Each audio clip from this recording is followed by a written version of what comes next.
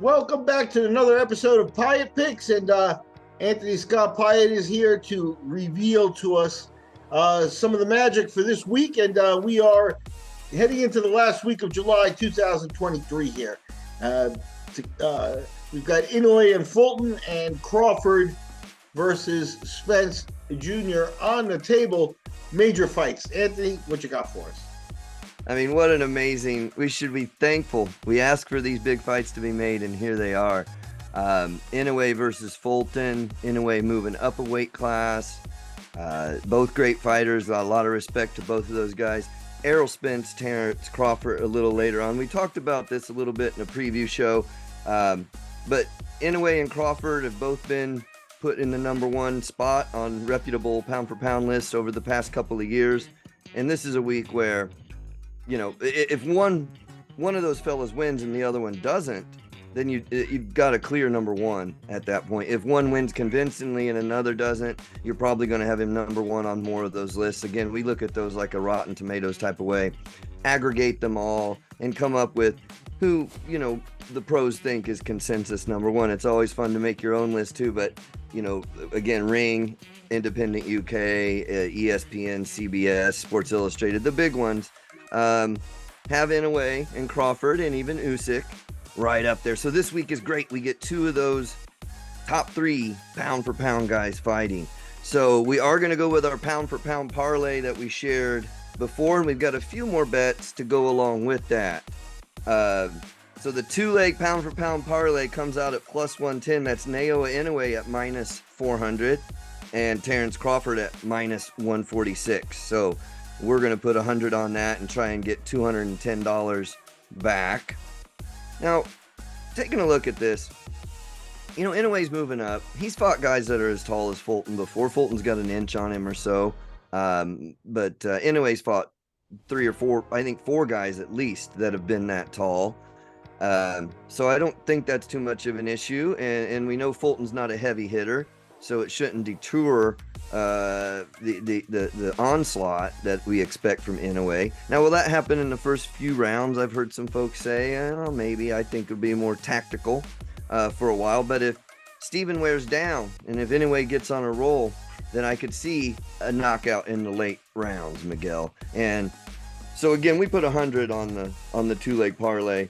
We're going to put lesser amounts. These are just for, you know, increments. You can, if you're betting 1,000 on the big one, you can bet 100 on these. We're personally going to put 25 on the Inoue knockout. It comes in at plus 100. I think that's good money on the knockout. Double your money there. And we put 20 each on round 7 through 12, which we get at plus 200. And then rounds 9 through 12, which we get at plus 380. So that's nice. Your $20 there, again, just a no big deal bet. $20 returns 96 on that, 60 on the other one, the round 7 through 12. So I think late there could be a knockout. I was talking with some friends about this, and you know, Inoue by decision is something like a plus 245 or something like that. Last I looked. So I think you kind of had to make a pick there. And for me, I like the excitement and the idea of Inoue taking him out late in the fight, and so that's where I went with that one. Again, you know, these aren't locks. These aren't our Bet US locks when we're talking about what round somebody's going to get knocked out. These are prop bets, and they're fun. I'm pretty sure that Inoue's going to win the fight, and I'm pretty sure Crawford's going to win a fight. I like that parlay bet.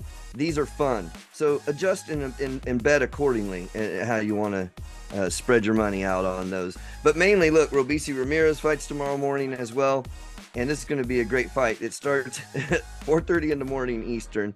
I've heard conflicting reports. Usually his main events are on around 6 a.m., and I've heard 6 a.m. a lot, but I also heard 8 a.m. Maybe it's a bigger card because it's a bigger fight. Maybe they're delaying the start time a little bit so that more folks can watch from here. I'm not sure. I really don't have the details on that, but I've heard between 6 and 8 o'clock. So, you know, I'm going to go ahead and get up and try and see the Robeisy fight. And so I'm probably going to get up about 5 and see what's going on and make a pot of coffee and hang out. I got a buddy staying the night that I work with. We're just gonna get up and start watching boxing. And when boxing's over, we go to work. That's how it's gonna work tomorrow. You're being in Mountain Time. Yeah, we're gonna get up early. Oh boy! Boy! I'll tell you, I like the knockout choice, and it's no knock on Fulton, but these guys are both operating at a very high level, and Inoue at this point has a lot of pressure to keep his train going. He's got a lot of knockouts. He's on the world stage. Many people are already rating him, number one in the world technique-wise and, pound for pound or whatever. And that's a good position to be in. He's also 30 years old. And, in the weight classes he operates at, he doesn't have much shelf life left. It's not like he's going to 4 years, maybe? Yeah, 4 or 5 years maximum at the highest level if he can maintain it. You don't see, like we stated, you can see heavyweights in their 40s and things like that, but it's a different game at these levels. And, he's got to be built.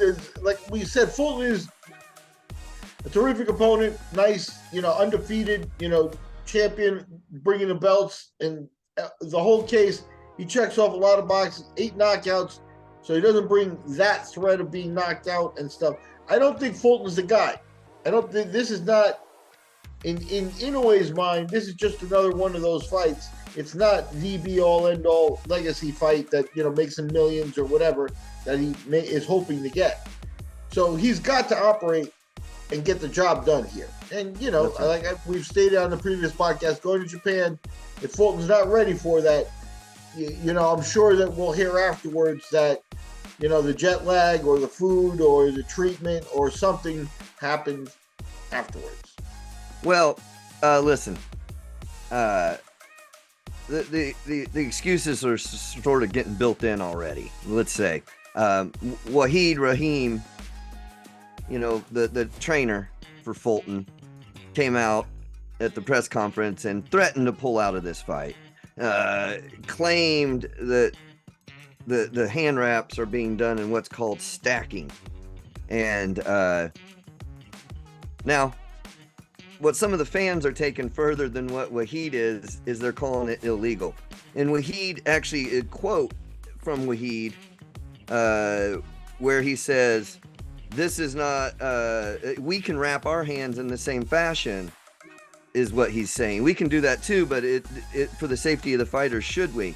In previous fights, Inoue have wrapped his hands that way, and they have. In the Donaire fight, Nonito Donaire. So this is not, they have not caught anyone cheating, okay?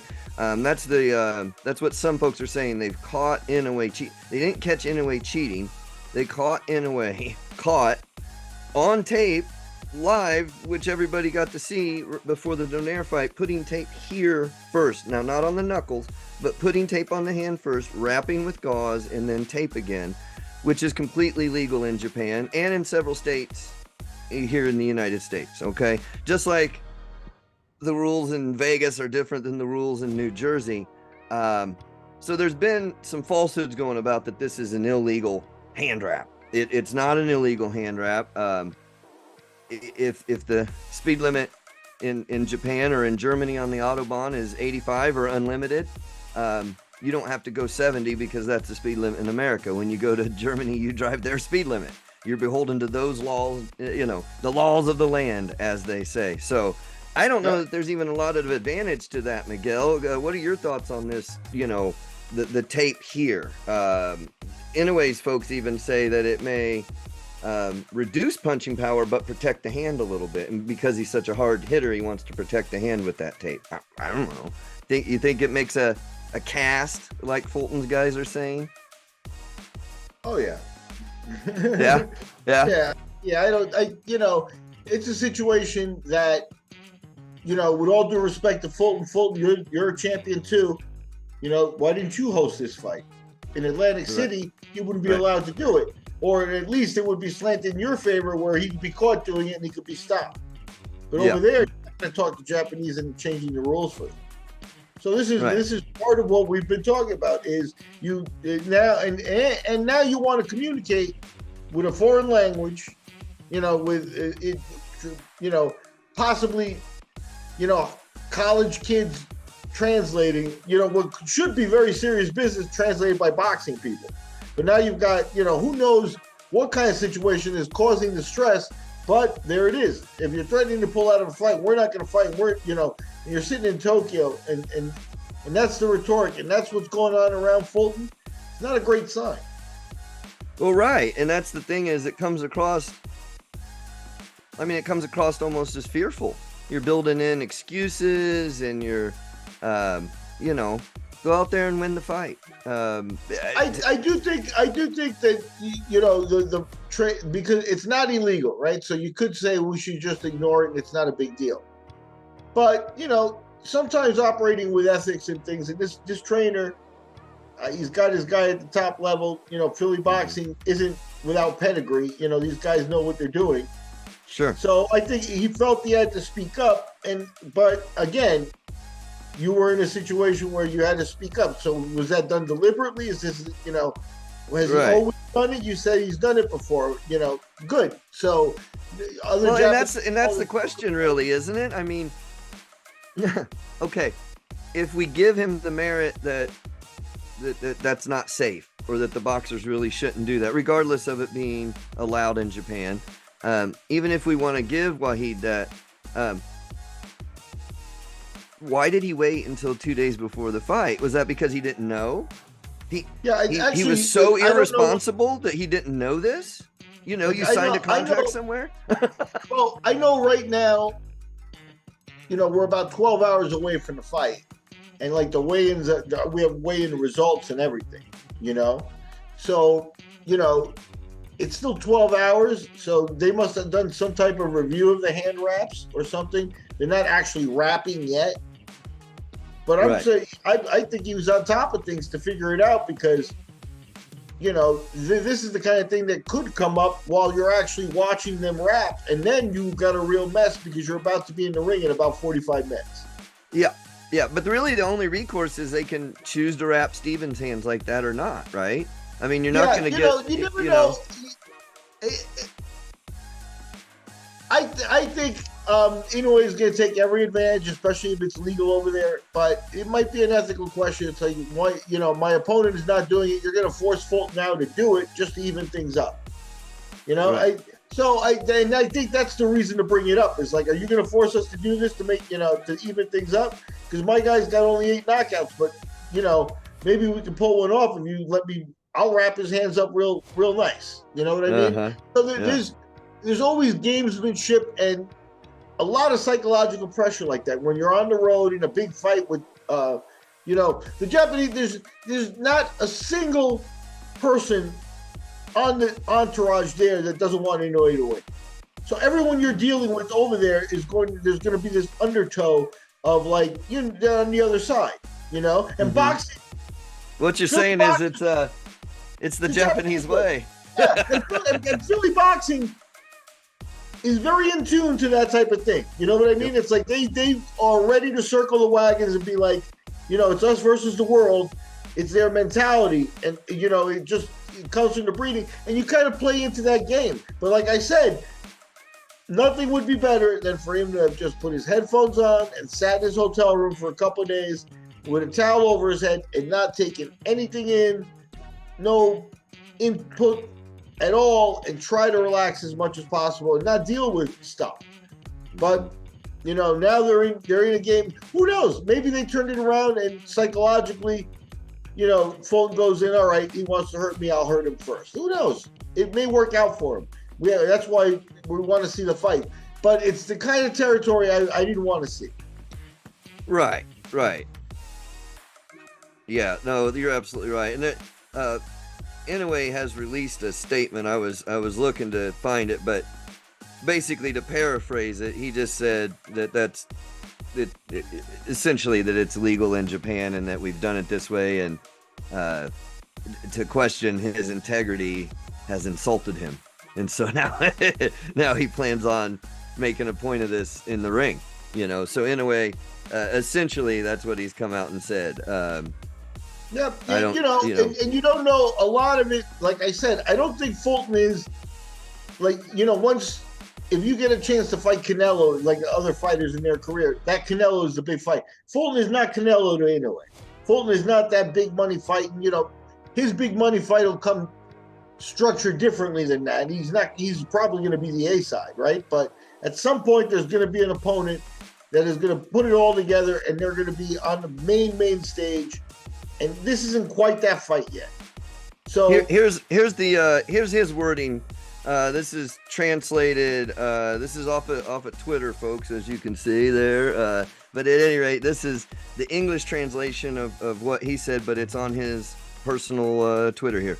Japan, from Naoya Inoue. Japan has its own local rules.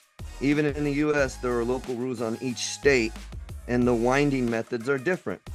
Our fight will be held in Japan on the 25th. So, of course. Exactly what I said. That's exactly what I said. You're a champ, Philly. Why didn't you host? Hey, yep, exactly. So he says, our fight will be held in Japan on the 25th. So, of course, I will follow the Japanese rules. Don't suck it up, just fight, he says, So, pretty interesting there. I retweeted that, and I said, the line in the sand has been drawn in Japan. Yeah. The line in the sand that has been drawn is in Japan, folks.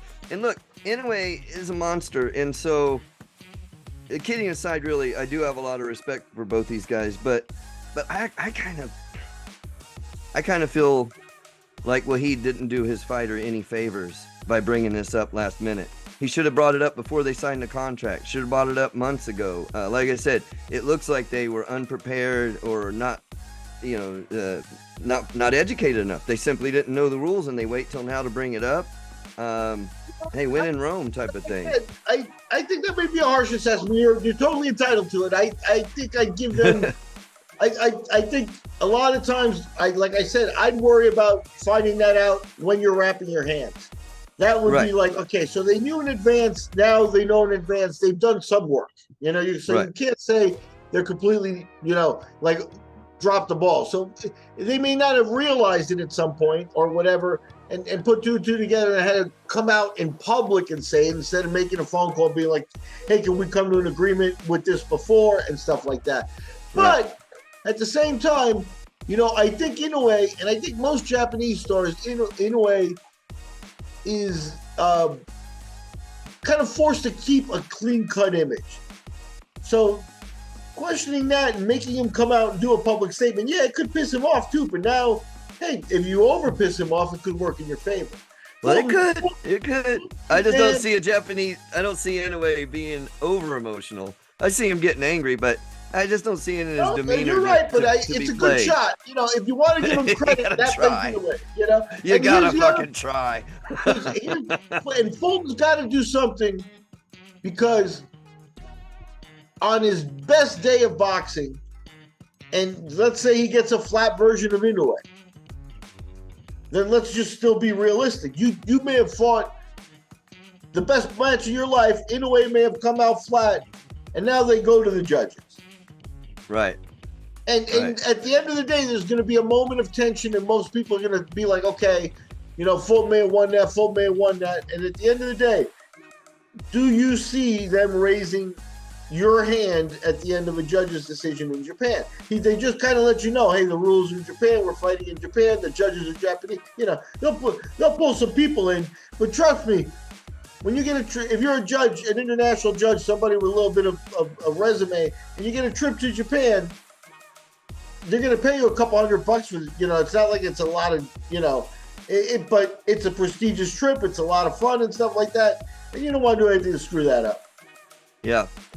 Well, and look, I think Fulton would have to dominate nearly every round to get a decision. And I think Japanese judges and Japanese are pretty fair, don't get me wrong, but I think the quickness with which Inoue will attack. Listen, Stephen's more of a counter type guy. Inoue is an aggressive guy. We talked about quick versus fast. Maybe they're both equally fast, but I think Inoue is quicker. In other words, he sees things quicker. He pulls pulls the trigger quicker. He's going to be more aggressive. So, keeping it super simple, he's going to land more punches. I believe Inoue scores more points. So if it goes to the scorecards, I think it's likely Inoue. And if you say somebody's going to knock somebody out, the guy with only 8 knockouts in Fulton ain't that guy. Yeah, and I would like to see the following scenario play out in round 1 to make it an interesting fight for me. And that would be that Inoue comes out and at some point decides to be aggressive, and Fulton answers him back with equal aggression and puts him back, and it's almost like a reset. Mm-hmm. But if you let Inoue set the tone from the very beginning without an answer, it's and it goes the distance, it's gonna be a long night. Yeah, and that's why I agree with you. I think Fulton, because I got a lot of respect for Fulton. I really do. I maybe 15th or so on if I was to do a top, pound for pound. I think you're right, though, that he will keep this interesting for a while. And that's why I disagree with some of the folks that are talking about a third or a fourth round Inoue knockout. I don't see that happening because I believe Fulton is defensive enough and smart enough and whatnot. So I think it's going to take later on in the fight when maybe some rounds have gone for Inoue and Fulton feels the pressure of I can't lose another round, or maybe I've lost. Maybe I can only win if I get a knockout. What if that's the scenario? What if by the 9th or 10th round, realistically, Fulton believes that Inoue's won 6 out of 8 rounds so far, or something to that effect? The corner's telling him, you're down, champ. And Fulton, despite his nature, has to come out and try for a knockout. That's when Inoue is going to catch him for sure. Because that's not Fulton's game. Fulton cannot fall behind on the cards in this fight early. If Fulton loses 3 of the first 4 rounds, where does he go from there? If he loses 3 of the first 4, being a defensive guy like that, you open up and try and change. It's a tall order. It's a tall order. You're going in to face that guy who is on many lists as the number 1 pound for pound guy, where you're going to face him in the Lions Den, and we've already talked too much about, the cultural differences and stuff, and if you're not ready for them, how they can affect you. That's right. Now they're over there, and whatever it is, like I said, that Philly mentality of boxers, they don't trust anybody, and now they're over there, they're not communicating well, and there's something going on, and they're talking. So how do you turn that baggage around? That's what we're going to find out in about 12 hours. Can't wait. If Inoue pulls a knockout off late, we're going to make some money, and that's kind of what we're focused on. So we'd like to see that. That's right. But if not, if I'm not going to make any money, then I got to say I want Fulton to win. I don't know if he's going to pull it off, but I'm going to pull out my American flag at this point. And I do think that, because he would be doing something extraordinary going over there and coming back with that. He sure would. He deserves all the flowers if he can pull this off. Absolutely. And they both deserve a lot of credit for taking the fight in the first place, and whoever wins is elevated. And this is one of those fights, Miguel, where maybe both men are elevated. If we see a good fight here, both folks have raised their statue and their fame and who knows them in the sport. From a casual level, especially, this get both of them elevated. So I think this is in some ways a great fight for both these guys, regardless of the winner. So yeah, hey, I don't want to overlook, there's not a Bet US 8-leg this week so far. We may come back. We know there's some good UFC, Gaethje and Poirier. We're going to cover that later, Miguel. I'll look into it and back you up a little bit when you make some of these calls a little later in the week with my 2 cents worth. And if something pops up, there's only 4 fights on FanDuel right now. There's only 4 fights on BetUS. Again, we like 35 or 40 to come up with our 8-leg. So we're stalled. We've made our first 100 picks that were locks, 96-4. And we haven't been able to make another one in a few weeks, so we hope to get back to that. We'll see what we can do. But this week is about the pound for pound parlay. It really is. It's about watching these 2 fights and enjoying it immensely. So that's what it is. We're all going to be tired tomorrow because we're getting up early, but I'm happy to do it. I can't wait, Miguel. It's going to be great. Yep, I'm looking forward to it myself. So, well, let's check in after the fight. Maybe early if something fun goes on. We'll see. We'll see if we. Yeah, a little ninth round KO happens. We'll have to hop on and have a little fun with it. So we'll see, folks. Hopefully we see you tomorrow after a nice Inoue victory, perhaps. But again, a Fulton victory is great for American boxing. It's great for boxing worldwide. This is really a winning fight for the sport of boxing. And so is Spence and Crawford. So, hey, folks, let's be happy about that. This sport could use some breaks, and so I'm real thankful for it. And good stuff, Miguel. Good stuff. It might not be a better week of boxing in a long time. This is something else, isn't it? Yeah.